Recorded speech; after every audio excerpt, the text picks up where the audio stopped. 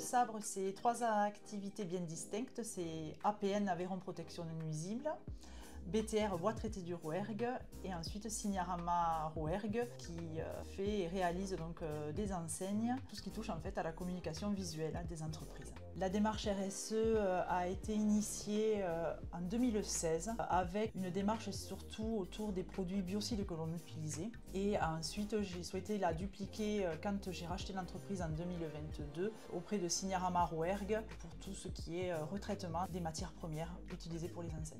Ce sont déjà une vision d'entreprise, je pense, et ensuite des valeurs autour de l'environnement, du bien-être des salariés, de mettre en place des actions qui soient efficaces et surtout impliquer les salariés à cette démarche-là. Nous avons réalisé la fresque du climat en décembre 2024.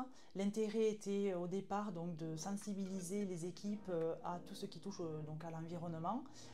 Et après avoir réalisé cette fresque du climat, nous avons fait un travail donc sur des actions qu'on pourrait mettre en place en entreprise qui soient pérennes dans le temps et qui touchent en fait plusieurs aspects de la RSE.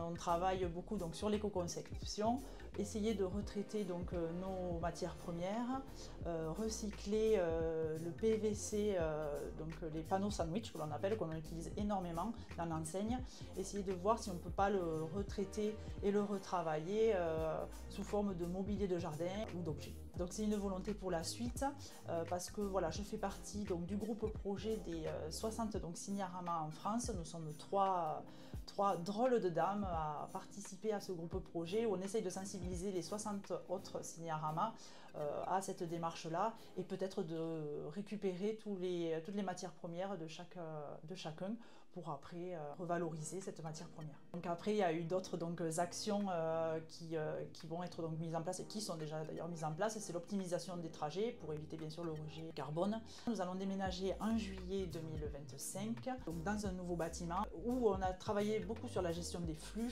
justement pour faciliter le travail des salariés à l'intérieur. Il y aura des panneaux photovoltaïques qui seront mis en place pour permettre une revente de l'énergie et en deuxième temps une autoconsommation pour la gestion donc, du parc machine que nous avons aujourd'hui. On a peu de consommation en eau, mais ne serait-ce pour laver les véhicules ou faire maintien des machines ou autre, voilà, récupération des eaux pluviales. C'est également un bien-être au travail, c'est travailler sur l'ergonomie auprès des salariés, que mettre en place auprès des salariés des horaires flexibles qui bénéficient de plus de semaines de congé à l'année, des salaires qui sont surévalués par rapport à une grille présente.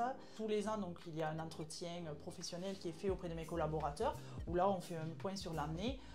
Et derrière, on discute bien sûr des formations, de leur montée en compétences, de leur souhait aussi de voir comment ils souhaitent évoluer dans l'entreprise. Pour moi, l'humain, c'est le cœur de l'entreprise.